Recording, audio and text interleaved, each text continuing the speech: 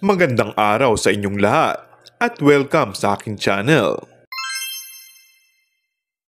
Ang daming kinilig na pansin ni Julia Montes at Coco Martin sa ipinadalawang flowers ng aktor ngayong Valentine's Day.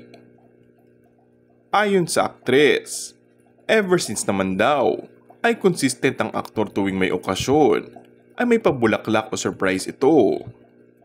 Hindi lang ako, kundi kami.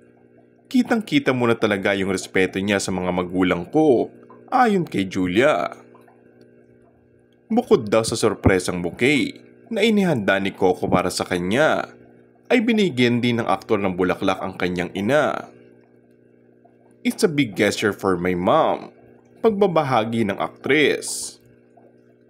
Dagdag pa nito, ay sobrang na-appreciate niya ang katangian to ni Coco na nagpaparamdam ng special din ng kanyang pamilya. Kasi hindi lang naman po siya nag-start nung nagkaroon kami ng love team. Kumbaga, it's not for publicity. Lahat talaga yun ever since. Off-cam, ganoon talaga siya.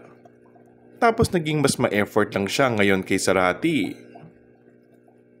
Pero ever since naman naging friends pa lang kami, kitang-kita mo na talaga yung respeto niya sa mga magulang ko. And kaya rin naman siya nire-respect ng parents ko kasi siya mismo ipinapakita niya yun. Not just with my parents, pati na rin sa mga kapatid ko and sa close friends ko. Yun talaga yung na-appreciate ko sa kanya.